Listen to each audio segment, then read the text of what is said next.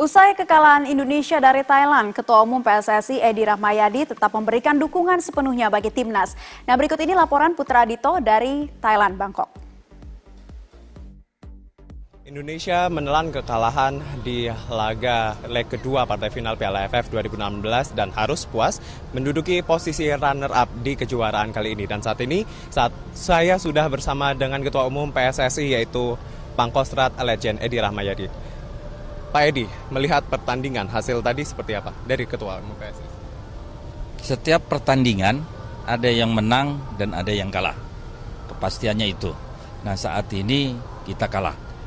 Kalah ini sebagai pembelajaran untuk kita. Untuk kita ke depan akan lebih baik. Kita pastikan dan kita jelas, kita saksikan bersama, walaupun tidak terpaut terlalu jauh, tapi kondisi itu memang kita kalah. Dari speed kita kalah. Dari power kita kalah. Dari endurance juga kita kalah. Memang mereka persiapannya sudah 6 tahun. Kita baru menyiapkan waktu yang sangat singkat, 3 bulan. Tapi inilah hasil kita. Nantinya akan sebagai bahan evaluasi untuk ke depan. Pak Edi, kalau melihat dari persiapan yang mepet, lalu banyaklah untuk menuju Piala AFF ini sendiri. Masalah begitu banyak di tubuh PSSI sebelumnya. Menurut Pak Edi sendiri, nantinya akan seperti apa untuk membangun timnas ini lebih baik lagi, Pak? Masalah sudah selesai PSSI, jadi tidak lagi itu dijadikan kambing hitam masalah itu. PSSI sudah selesai, sehingga kita mengatur program untuk pembinaan persepak bolaan yang benar-benar sepak bola, tidak ada kegiatan-kegiatan lain. Ke depan Indonesia saya yakin akan lebih baik dari sekarang. Pak, ada yang ingin disampaikan kepada para pemain timnas ini dengan kita hanya puas memperoleh posisi di runner-up, Pak? Memang kita harus puas dengan kondisi kita yang kita saat ini, kemampuan kita seperti itu. Tidak ada kata-kata tidak puas. Kita puas, tetapi ke depan harus kita ambil. Kita harus yang terbaik. Bangsa kita adalah bangsa pemenang. Bangsa yang tidak kalah. Dengan persiapan, dengan pembinaan yang cukup dan teratur, saya yakin Indonesia akan bangkit dan Indonesia akan menjuarai setiap pertandingan event tahun-tahun ke depan. Oke, terima kasih Pak Edi atas waktunya. Ya, demikianlah pernyataan dari Ketua Umum PSSI terkait dengan hasil pertandingan di kejuaraan Piala AFF 2016 kali ini. Dari Bangkok, Thailand, Putra Adito, Irfan Juni Satya, Metro TV. Mahkamah Konstitusi mengabulkan sebagian permohonan uji materi Undang-Undang Nomor 30 pada tahun 2009 tentang ketenagalistrikan yang dimohon oleh Dewan Pimpinan Pusat Serikat Pekerja PLN. Putusan ini menegaskan praktik pemisahan kegiatan usaha dalam usaha penyediaan tenaga listrik untuk kepentingan umum harus ditempuh di bawah prinsip dikuasai oleh negara meski penyedia tenaga listrik adalah pihak swasta. Sebelumnya pemohon menggugat pasal 10 ayat 2 dan pasal 11 ayat 1 Undang-Undang Ketenagalistrikan. Dua ketentuan ini dinilai pemohon mengakibatkan hajat hidup orang banyak dapat dikuasai oleh korporasi swasta nasional, multinasional, dan perorangan. Bahkan bisa membuat negara tidak memiliki kekuasaan atas tenaga listrik.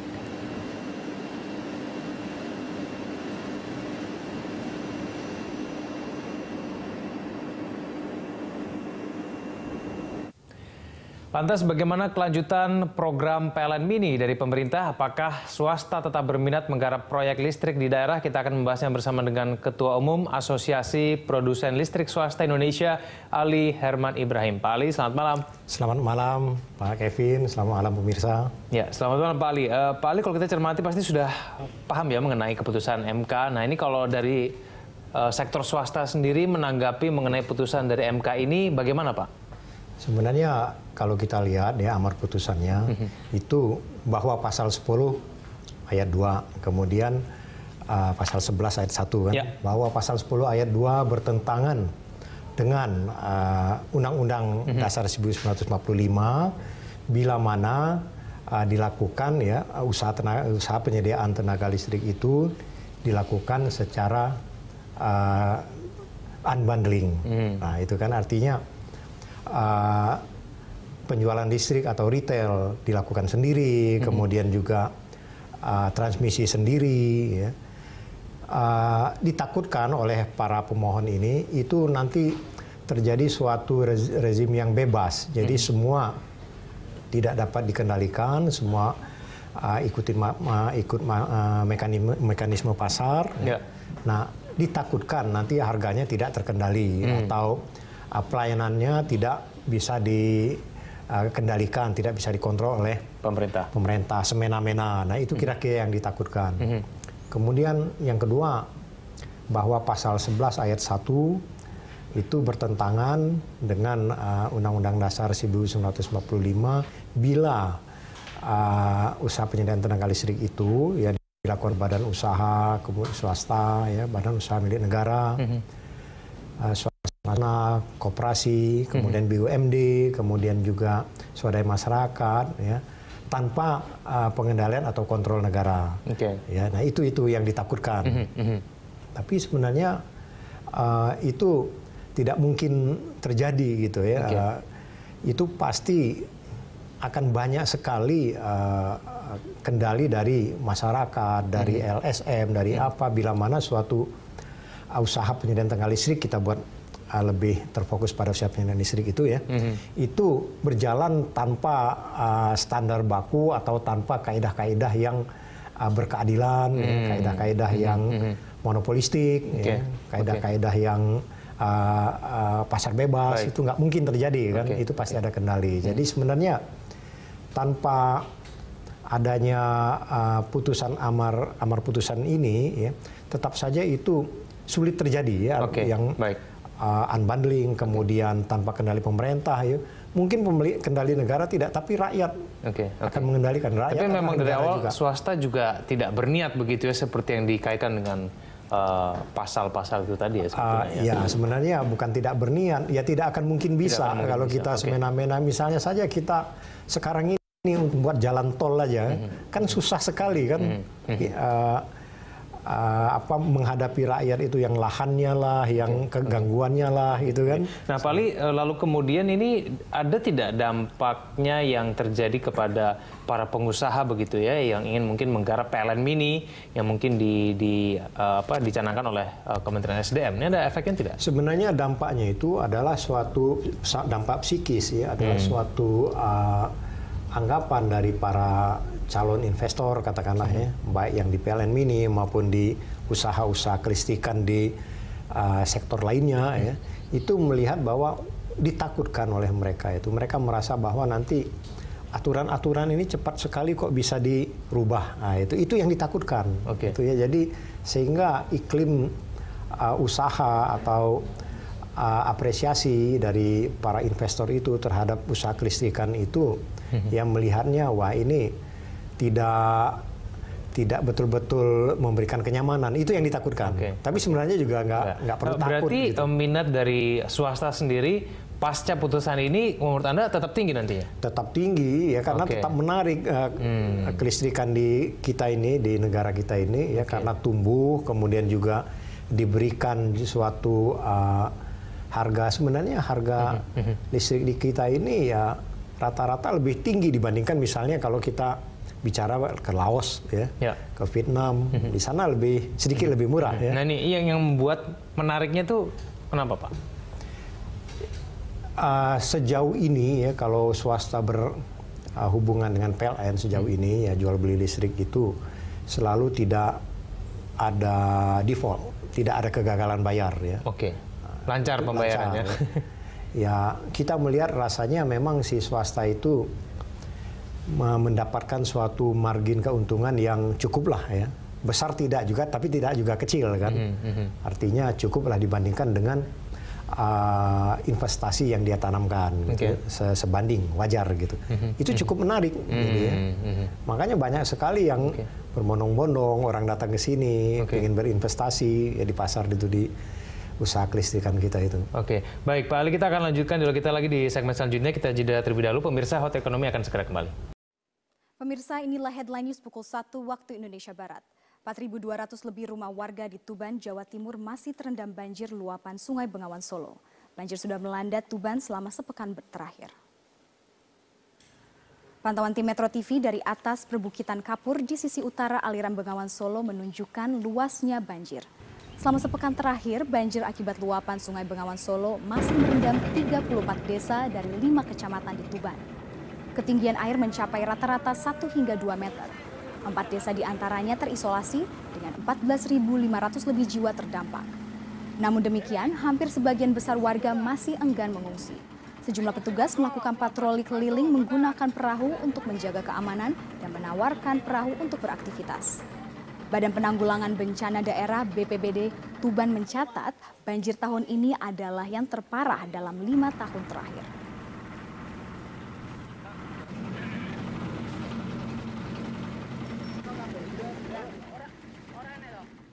Bismillahirrahmanirrahim. Assalamualaikum warahmatullahi wabarakatuh.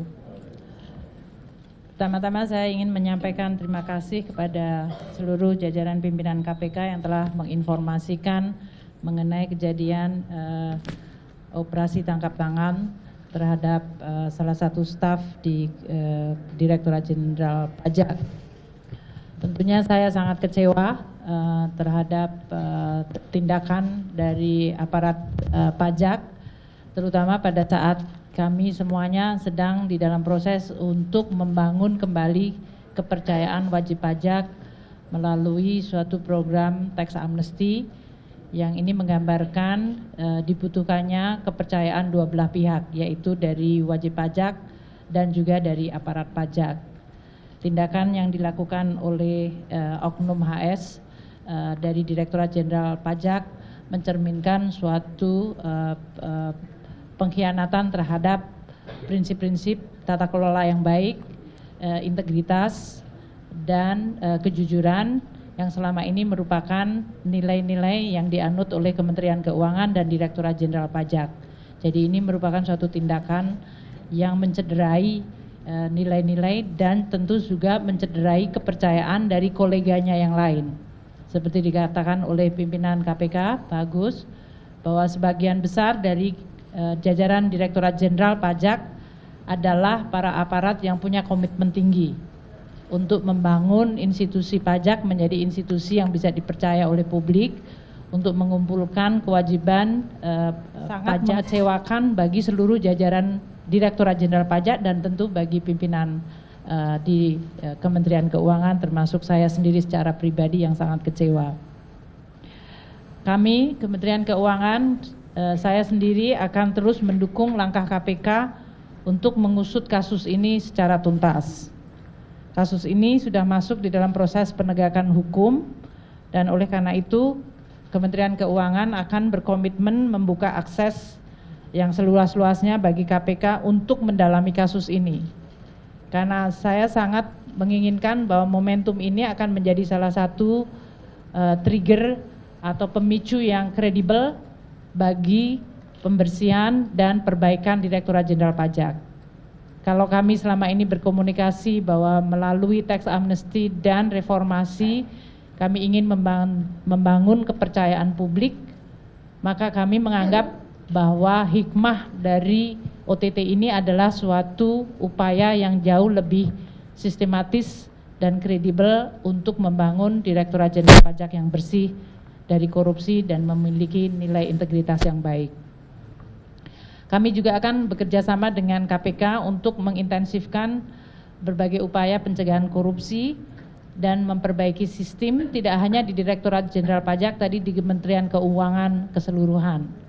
Kami menganggap bahwa Kementerian Keuangan merupakan lembaga yang sangat penting, sangat strategis yang memiliki amanah untuk mengelola keuangan negara secara bersih dan kredibel. Dan itu tidak mungkin dilakukan secara sendiri tanpa ada bantuan dan dukungan dari institusi yang kredibel seperti KPK. Sehingga saya sangat menyambut dan meminta untuk KPK membantu kami. Sehubungan dengan reformasi di Direktorat Jenderal Pajak yang telah saya sampaikan beberapa saat ini, maka saya akan segera membentuk dan mengumumkan tim reformasi di Direktorat Jenderal Pajak yang tidak hanya menyangkut masalah korupsi, tapi menyangkut ada 5 hal yang sangat strategis.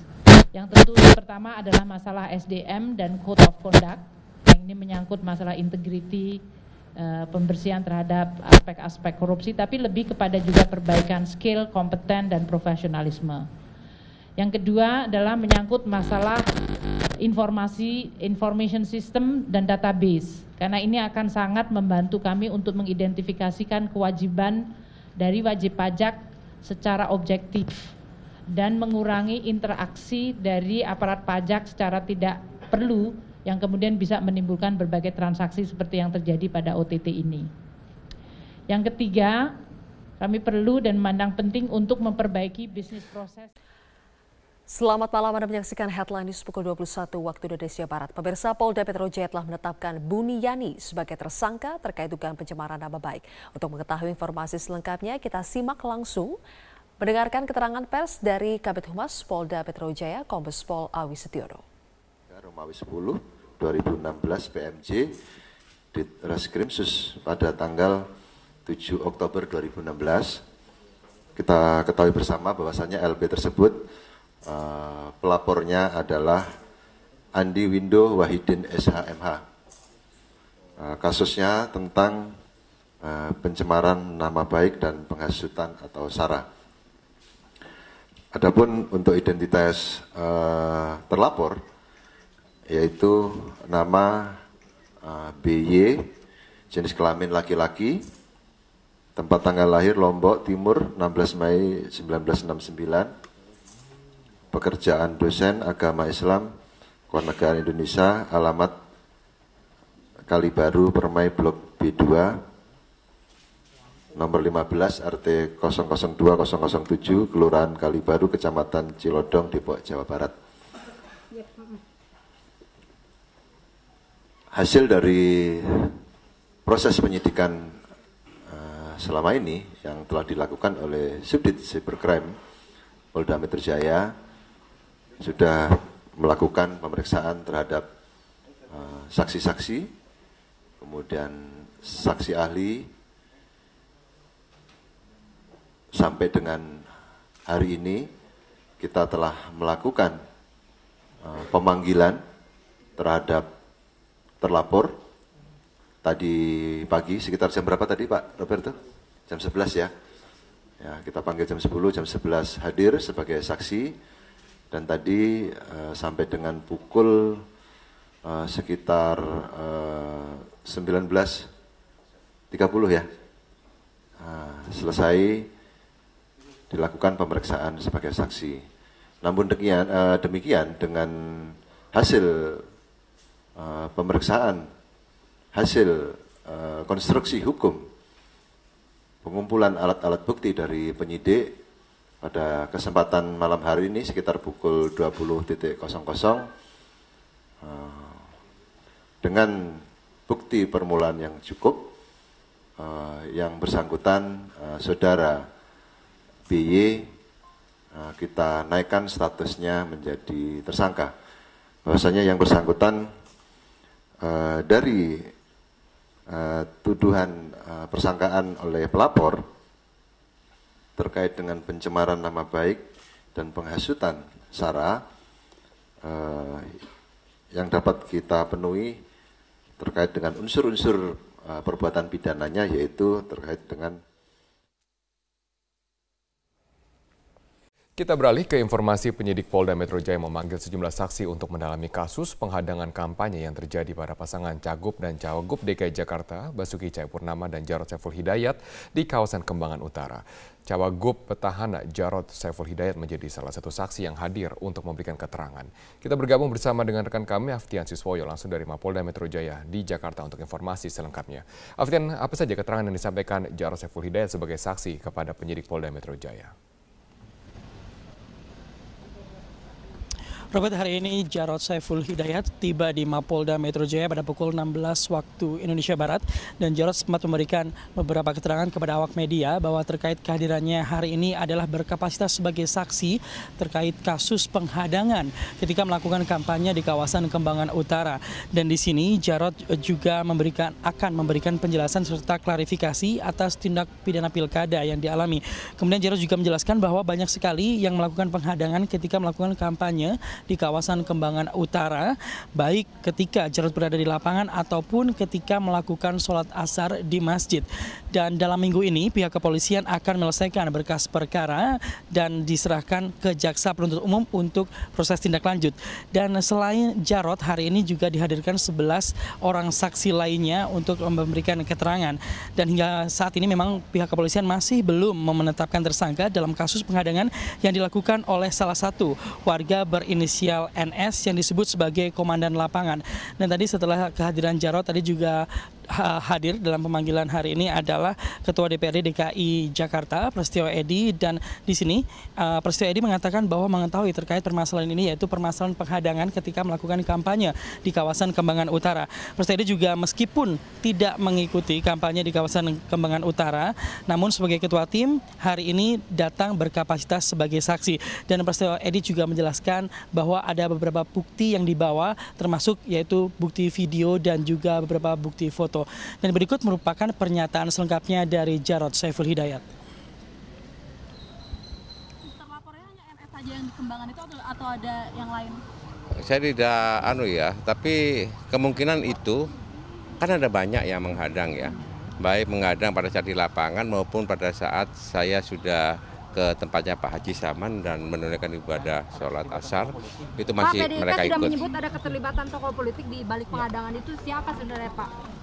Saya nggak ngerti, tanyakan pada penyidik nanti ya. Tugasnya Panwas, tugasnya polisi untuk bisa menyidik. Robert. Baik, terima kasih Aftian Siswoyo atas informasi Anda. Calon Wakil Gubernur DKI Jakarta Jarod Saiful Hidayat mempertanyakan kinerja Badan Pengawas Pemilu atau Bawaslu yang seolah lamban memproses aksi-aksi penghadang kampanye. Peneliti Divisi Hukum Perludem, Fadli Ramadhani, menilai Bawaslu dan polisi harus menindak tegas pelaku yang mengganggu hak konstitusional paslon untuk memberikan efek jerah. Main aja ke PDIP.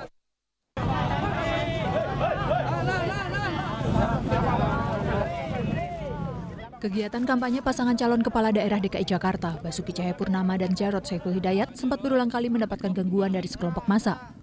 Tercatat telah lebih dari 5 kali pasangan Ahok Jarod dihadang sejak masa kampanye digelar pada 28 Oktober lalu. Calon Wakil Gubernur DKI Jakarta Jarod Saiful Hidayat sempat mempertanyakan kinerja Badan Pengawas Pemilu atau Bawaslu yang dianggap lamban memproses aksi-aksi penghadang yang diterima pasangan calon gubernur dan calon wakil gubernur nomor urut 2 ini. Tanyakan kepada Bawaslu. Makanya tadi Panwas kan ikut ya. Panwas ini ada belakang ya. Aku bilang ya, harusnya aku kan pernah juga ditolak di sini. Pernah nggak ditolak? Pernah. Di Kalibaru. Kenapa nggak langsung diproses? Saksinya banyak, buktinya ada, orangnya kelihatan, ya nggak? Saya aja ngomong, bukan warga situ, dia warga RW 7, kami ketemu RW 1, ya nggak? Nah gitu dong. Ketua Badan Pengawas Pemilihan Umum atau Bawaslu DKI Jakarta, Mimah Susanti, membantah abai memproses laporan pelanggaran pemilu. Ia mengaku Bawaslu telah memproses seluruh laporan yang dilayangkan tim kampanye Ahok Jarot. Dari 4 laporan, hanya 1 yang memenuhi unsur pidana. Ada 1 laporan yang disampaikan oleh tim pasangan calon nomor urut 2 itu yang memenuhi unsur tindak pidana pemilu. Dan itu sudah kita tindak lanjuti atau kita rekomendasikan kepada pihak kepolisian. Jadi kewenangannya itu sudah ada kepada mereka, ya. Peneliti Divisi Hukum Perludem, Fadli Ramadhani, menilai penolakan kampanye paslon yang terjadi di DKI sudah masuk dalam pelanggaran serius. Karena itu, ia meminta Bawaslu dan polisi segera bertindak. Penolakan ini, atau bukan penolakan sebetulnya, tapi mengganggu tahapan kampanye ini mesti ditindak secara hukum. Nah, makanya pembelajaran penindakan secara hukum itu nanti akan memberikan efek jerah kepada orang yang akan melakukan atau orang yang masih melakukan. Nah, makanya menurut saya ini tidak bisa dibiarkan. Kalau ini dibiarkan dan tidak ditindak secara tegas, ini bisa menjadi presiden bagi daerah lain yang melangsungkan pilkada di 100 daerah yang lain. Kegiatan kampanye adalah hak setiap pasangan calon kepala daerah yang dilindungi oleh undang-undang. Jika hal ini dibiarkan, dikhawatirkan tidak hanya akan menjadi presiden buruk bagi pelaksanaan demokrasi, tetapi juga penegakan hukum di Indonesia. Apalagi ada ancaman pidana bagi para pelaku. Tim Liputan Metro TV. Banyak cara dilakukan warga untuk mendukung pasangan calon gubernur DKI Jakarta dalam memenangkan Pilkada DKI 2017 mendatang. Ya, salah satunya dengan penggalangan dana kampanye rakyat yang digagas oleh kaum ibu-ibu sebagai simpatisan pasangan nomor urut 2 Ahok Jarot. Dalam rangka mendukung pasangan petahana Ahok Jarot, kelompok ibu-ibu arisan di RW 12 Pejagalan Penjaringan Jakarta Utara menggalang dana kampanye rakyat. Meski sederhana, sejumlah ibu mengaku sukarela menyumbangkan uang mereka terhadap perjuangan Ahok Jarot. Komunitas ibu-ibu arisan merasa bahwa pasangan Ahok Jarot telah memberikan bukti dalam pembangunan ibu kota Jakarta, termasuk diantaranya sejumlah program kerja yang telah dirasakan kaum perempuan. Nah, memang kita mengumpulkan dana ini toh nanti untuk dari kita untuk kita juga tergerak, ibu-ibu kita tergerak karena sumbangan itu karena kita merasa menginginkan punya pemimpin yang jujur dan anti korupsi. Karena bapak-bapak itu yang telah memberikan kita ke anak-anak kita sekolah dan kita lingkungan juga bersih semuanya. Adanya inisiatif warga dalam penggalangan dana kampanye rakyat disambut baik oleh tim relawan kampanye rakyat Ahok Jarot. Tim relawan mengaku terharu atas kepedulian warga untuk mendukung perjuangan pasangan Ahok Jarot. Oke, jadi dari ibu-ibu arisan di sini mereka biasa sebulan sekali memang melakukan arisan, dan pada arisan di bulan ini mereka mengundang kita dari tim penggalangan dana untuk bersama-sama melakukan kampanye rakyat untuk mendukung Basuki Jarot sebagai pasangan calon gubernur dan wakil gubernur. Jadi ibu-ibu yang arisan tadi agak bingung mau ikut berpartisipasi dalam kampanye rakyat, tapi caranya gimana? Jadi kemarin perwakilan ibu RT-nya datang ke Rumah Lembang. Para ibu berharap agar hasil dana yang dikumpulkan bisa digunakan sebaik-baiknya untuk pemenangan pasangan Ahok Jarot pada Pilkada DKI 2017 mendatang. Dari Jakarta, Muhammad Rian, Metro TV. Nisha, bagaimana keberlangsungan acara di sana? Marvin, saat ini digelar acara Parade Bhinneka Tunggal Ika di kawasan Patung Kuda, Monas, Jakarta Pusat, dan saat ini ratusan warga masyarakat berkumpul di sini. Saat ini sedang digelar berdoa dari lintas agama, dari umat lintas agama. Mereka ini berdoa untuk kelancaran acara Parade Bhinneka Tunggal Ika dan juga untuk kebinekaan di Indonesia yang kemarin sempat terpecah. Tadi kami sempat berbincang dengan beberapa warga yang ada di sini. Mereka mengikuti acara ini dengan tujuan agar bisa menjadi bagian dari untuk merawat kebinekaan di sini. Dan menariknya juga nanti mereka akan berjalan titiknya dari sini, dari kawasan Patung Kuda untuk menuju ke kawasan Bundaran Hotel Indonesia. Dan nanti di sepanjang perjalanan menuju ke Bundaran Hotel Indonesia mereka akan menampilkan pertunjukan, berbagai pertunjukan dari atau yang ada di Indonesia seperti ada Reok Ponorogo, kemudian ada ondel-ondel, ada debus, dan juga ada barongsai. Dan yang menarik juga mereka ada di sini adalah diminta oleh penggagas acara ini untuk menggunakan pakaian adat dari seluruh Indonesia. Dan bagi mereka yang tidak memakai pakaian adat bisa menggunakan kaos bernuansa merah putih. Dan selain itu nantinya juga mereka berada di sini untuk bersama-sama, atau pesan yang ingin disampaikan adalah untuk memberitahu masyarakat bahwa perbedaan ataupun keberagaman yang ada di Indonesia inilah yang menyebabkan Indonesia menjadi kaya, Indonesia menjadi satu. Dan berikut adalah pernyataan selengkapnya dari penggagas Parade Bhinneka Tunggal Ika. Kita ingin merayakan kembali yang namanya kebinekaan di negeri ini. Kita ingat bahwa konstitusi kita itu adalah Pancasila, Undang-Undang Dasar 45, yang di dalamnya itu sangat menempatkan kebinekaan, keberagaman bangsa ini sebagai salah satu faktor pemersatu bangsa ini gitu. Dengan format yang sangat cair, bikin happy, semua bisa terlibat. Kita akan melihat bagaimana beragamnya kebudayaan, tradisi, agama negeri ini gitu. Ya Marvin, dan sesaat lagi ratusan peserta Parade Bhinneka Tunggal Ika ini akan berjalan menuju ke Bundaran Hotel Indonesia, dan nanti kita akan bertemu lagi di Bundaran Hotel Indonesia untuk menyaksikan seperti apa perjalanan mereka dari Patung Kuda Monas Jakarta Pusat. Sementara demikian Marvin, kembali ke Anda di studio. Selamat siang pemirsa, inilah Headline News pukul 14 waktu Indonesia Barat. 15 nelayan dinyatakan hilang akibat kapal berbendera Thailand dan kapal nelayan tabrakan di perairan Tuban, Jawa Timur. Berdasarkan informasi petugas Pelabuhan Brondong Lamongan, tabrakan terjadi pada pukul 4 dini hari tadi saat kapal berbendera Thailand KM Tyson sempat membawa tapioka dari Thailand tujuan Surabaya bertabrakan dengan KM Mulia Sejati. Dan untuk mengetahui bagaimana upaya pencarian 15 nelayan yang hilang, saat ini kita sudah terhubung dengan Pak Misngadi, Syah Bandar Pelabuhan Brondong, Lamongan, Jawa Timur. Selamat siang, Pak. Selamat siang. Ya, bagaimanakah upaya atau bagaimanakah kronologis peristiwa ini, Pak? Siap. Kronologi kejadian ini tadi pagi sekitar pukul 4 pagi. Itu kapal nelayan Mulia Sejati ditabrak MV Tyson 4. Ya. Di posisi kurang lebih 17 mil dari Pelabuhan Brondong gitu, Pak. Ya.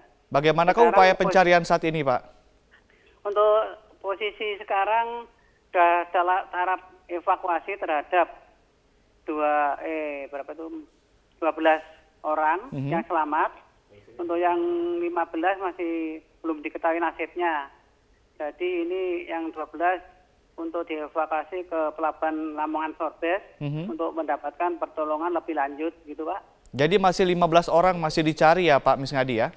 Siap, ini Basarnas beserta tim lainnya menyisir para korban tersebut untuk mencari keberadaan mereka gitu, Pak. Baik, Pak Misngadi, dari 15 orang yang masih dicari, apakah warga negara mereka semua warga negara Indonesia, Pak? Oh, yang dicari ini warga negara kita, Pak. Ini baik. Nelayan dari Juwana, Jawa Tengah gitu, Pak. Ya. Baik, terima kasih Pak Misngadi telah memberikan informasi kepada kami. Selamat malam pemirsa, aksi teror terhadap kandidat kepala daerah kembali terjadi di Provinsi Aceh. Kali ini penembakan terjadi di rumah calon gubernur Aceh Tarmizi Karim oleh orang tidak dikenal. Dan untuk mengetahui informasi selengkapnya, kita terhubung dengan Dazen Frila langsung dari Banda Aceh. Dazen, bagaimana kronologi penembakan rumah Tarmizi Karim? Ya, Rory, dari informasi yang kami peroleh, aksi penembakan ini terjadi pada Rabu malam sekitar pukul 19 waktu Indonesia Barat di kediaman salah satu calon gubernur Aceh bernomor urut 1 Tarmizi Karim, yaitu tepatnya terletak di Jalan Todak Gampong, Bandar Baru, Dusun Piranha, Kecamatan Kuta Alam, Kota Banda Aceh. Tidak ada korban jiwa dalam peristiwa ini dan menurut keterangan saksi mata, yaitu Fahri, anak dari Tarmizi Karim sendiri, mendengar suara letusan setelah sempat melihat seorang sosok yang melintas di luar pagar kediamannya dengan menggunakan 1 unit sepeda motor. Fahri sendiri tidak mengetahui bahwa suara tersebut adalah suara letusan senjata api dan ia baru mengetahui aksi ini adalah aksi teror atau penembakan setelah diberitahu pihak Pamtup atau pengamanan tertutup Tarmizi Karim bahwa terdapat lubang bekas tembakan di pagar rumahnya yang juga terpantul pada pagar garasi. Sementara selongsong peluru juga telah ditemukan di dalam areal rumah dan insiden ini terjadi ketika Tarmizi dan keluarga sedang dalam perjalanan dari Kabupaten Aceh Timur menuju Kota Banda Aceh. Hingga saat ini pihak kepolisian belum dapat mengungkap motif ataupun pelaku di balik penembakan ini dan saat ini masih melakukan pemeriksaan karena pihak Tarmizi Karim sendiri baru menyampaikan laporan kasus ini pada sore hari tadi, Rory. Sementara olah TKP akan segera dilakukan dalam waktu dekat. Dan menanggapi insiden ini, Tarmizi Karim sendiri yang maju dalam Pilgub Aceh melalui jalur independen mengatakan aksi penembakan ini merupakan bentuk teror yang telah mengganggu kedamaian pilkada, namun pihaknya tetap menghimbau kepada seluruh tim sukses dan para pendukung untuk tetap tenang dan tidak terprovokasi oleh kejadian ini. Berikut kita dengarkan salah satu petikan wawancara kami dengan calon gubernur Aceh Tarmizi Karim. Sebetulnya seperti tadi kita sudah kumpul juga dengan tim kita, tim sukses di dalam pilkada ini.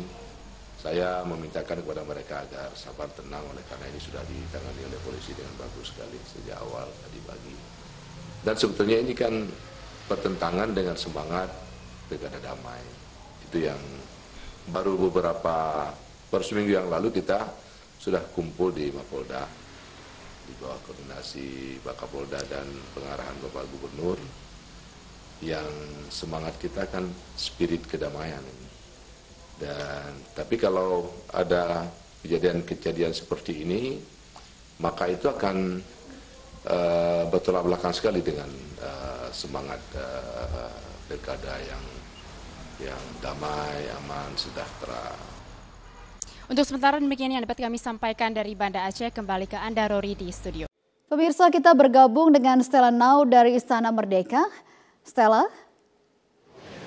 ini adalah pertemuan yang kedua antara kedua tokoh dalam sebulan terakhir ini. Sebenarnya apa yang ingin disampaikan oleh kedua tokoh ini yang pernah menjadi rival dalam Pilpres 2014 lalu?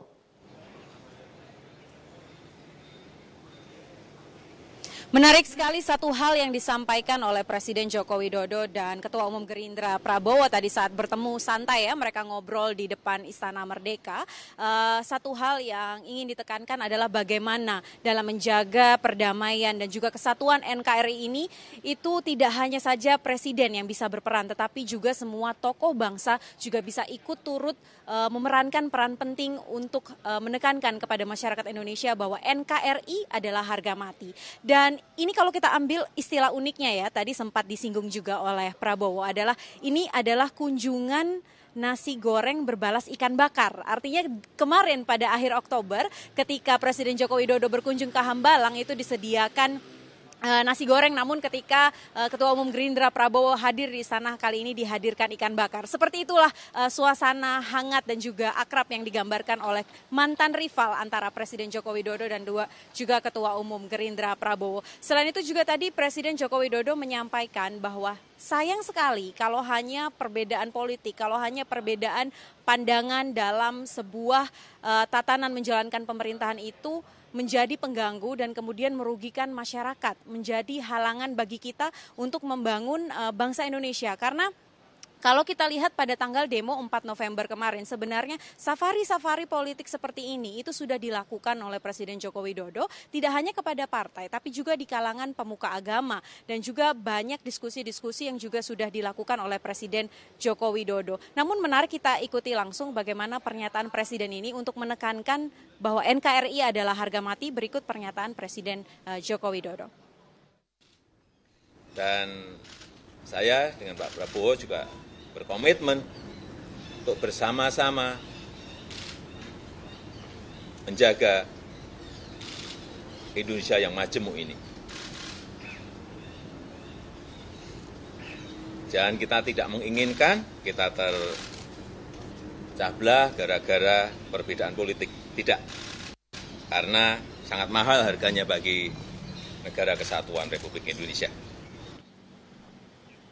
Selain itu, Prita, kami juga menanyakan kepada Ketua Umum Gerindra Prabowo, apakah memang masih perlu jika masyarakat yang tidak setuju dengan pengurusan atau proses hukum Gubernur DKI Basuki Cahayapurnama ini turun ke jalan lagi. Karena banyak sekali informasi yang berkembang di sosial media, itu tanggal 25 November akan ada aksi susulan. Di sini Prabowo menekankan sebagai salah satunya juga tokoh bangsa adalah kita harus mempercayakan proses hukum yang sudah berjalan. Karena memang sejak sebelum tanggal 4 November sebenarnya proses hukum terhadap Basuki Cahayapurnama itu sudah dilakukan oleh pihak kepolisian. Jadi ketika kemarin sudah digelar perkaranya, sudah jelas status hukumnya, tentunya kita harus menunggu lebih lanjut apakah kepolisian akan bekerja secara profesional atau tidak, itu yang harus diawasi. Sehingga tidak perlu lagi ada aksi turun ke jalan yang kemudian berujung gaduh ataupun ricuh. Seperti apa pernyataannya, kita ikuti langsung pernyataan Ketua Umum Gerindra Prabowo. Tidak akan malu-malu dan segan, saya akan selalu menganjurkan kesejukan. Jadi bukan menghadapi 25, Pak. Setiap saat saya akan menganjurkan selalu untuk kita tidak usah gaduh, jangan gontok-gontokan, jangan tegang. Kesimpulan yang disampaikan oleh pertemuan Presiden Joko Widodo dan Ketua Umum Gerindra Prabowo hari ini adalah satu, Prita. Artinya negara kita adalah negara demokrasi. Siapapun yang turun ke jalan, siapapun yang menyuarakan pendapatnya harus dihormati, tetapi tetap yang harus dijalankan untuk menyelesaikan semua permasalahan ini adalah hukum. Prita.